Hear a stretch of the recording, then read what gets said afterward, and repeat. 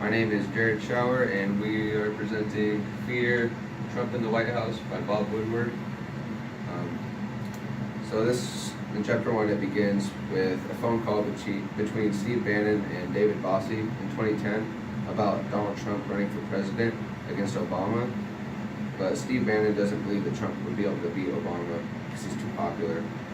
So Bannon and Bossie meet Trump and give a detailed presentation on how to run against Obama and go over voting history, donating records, and stuff like that. But Bannon doesn't believe Trump will be able to win, and he doesn't end up running for president. So, leaping ahead 6 years to 2016, Trump does run for president, and he's the Republican presidential candidate, and he's running against Hillary Clinton. So Steve Bannon is talking with Rebecca Mercer about Trump's campaign, and so Rebecca Mercer is a woman who's known for supporting the Republican candidates with her money and stuff like that. So Mercer tells Bannon to try and replace Paul Manafort in the Trump campaign because she doesn't think that he's a good campaign manager. So Bannon and the Republican National Committee chairperson, Reince Priebus, believe Trump can win. So Bannon helps Trump with campaign positions, and Trump ends up hiring Kellyanne Conway for his campaign. Bannon visits Trump Tower to discuss the campaign and only finds one person, who is Andy Sarabian. Bannon meets Manafort and learns about an article headlined "Secret Ledger in Ukraine, this cast for Donald Trump's campaign chief," which is basically about how Manafort received over $12 million from a Russian political party, which is suspicious. And Priebus, Bannon, and Trump discuss strategies to beat Clinton, which they're going to focus on Clinton's issues rather than Trump's. So during the campaign, Bannon brings up sexual assault scandals against Clinton, and Trump uses them in the debate against her.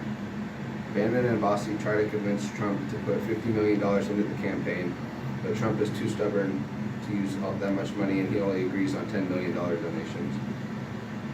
On election day, polls give Clinton an 85% chance of winning until votes come in Trump's favor. Trump is elected president, and Bannon is appointed chief strategist. Priebus is appointed chief of staff, and now Priebus and Bannon have to rush to fill 4,000 jobs that come with the presidency. A week after the election, Trump begins filling cabinet positions. Hold on, there's the video.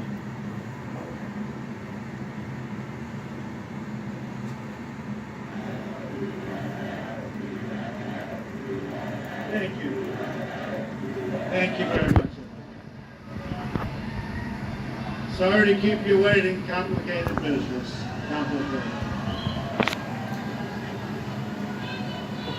Thank you very much. Okay, the 2 minutes.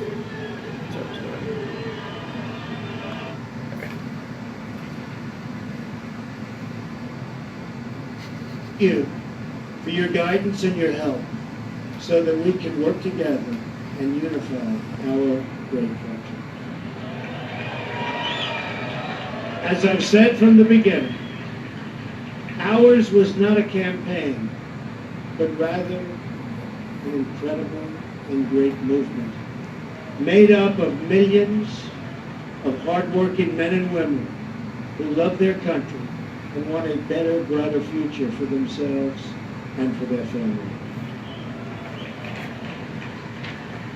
It's a movement comprised of Americans from all races, religions, backgrounds, and beliefs who want and expect our government to serve the people, and serve the people it will.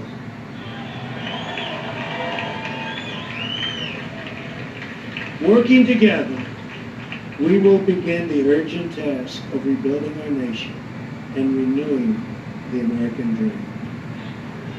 I've spent my entire life in business looking at the untapped potential in projects and in people all over the world.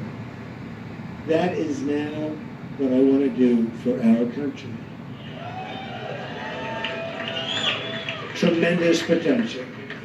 I've gotten to know our country so well. Tremendous potential.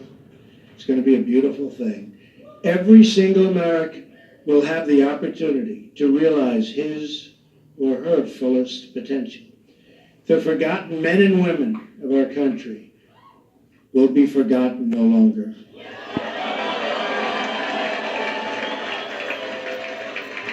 We are going.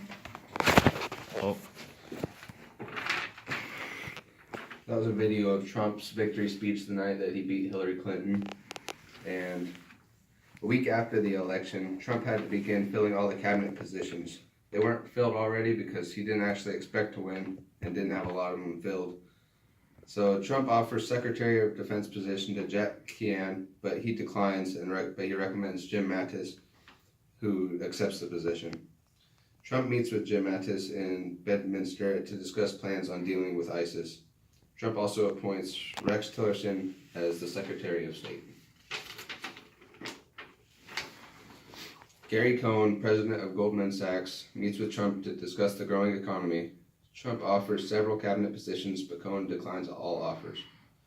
Trump offers Secretary of the Treasury position to Cohn, but the position is given to Steve Mnuchin after a news story about Mnuchin appointing is aired during the meeting.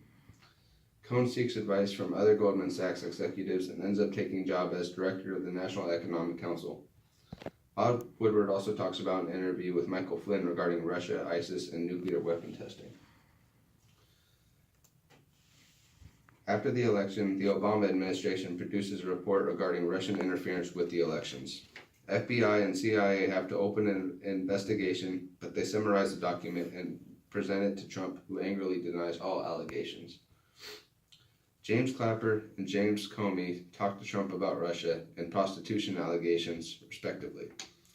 Many people, including Woodward, believe the dossier about Trump having connections to the Russian interference to be false. Soon after taking the oath to office, Trump meets with top advisors and his security team. Mattis presents plans for a SEAL Team 6 operation in Yemen. Operation leaves one SEAL, Ryan Owen, dead, 3 injured, and many more civilian casualties. Trump acknowledges Ryan Owen's death as one of a hero. Trump is passionate about leaving NATO, and his advisors disagree, but convince Trump to remain in NATO. The Washington Post runs a story that claims Michael Flynn discussed Russian sanctions with a Russian ambassador. Trump assumed office. Flynn resigns.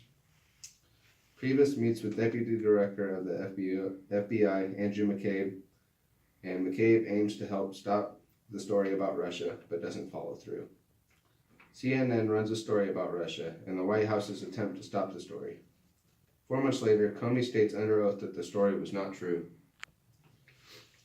Trump looks for a new national security advisor. He meets with Army Lieutenant General H.R. McMaster and John Bolton. Trump does not like McMaster, but likes John Bolton. Trump also meets with Lieutenant General Robert Caslen about the position. Kushner and Bannon give Bolton and McMaster another chance. Trump ends up appointing H.R. McMaster as the National Security Advisor.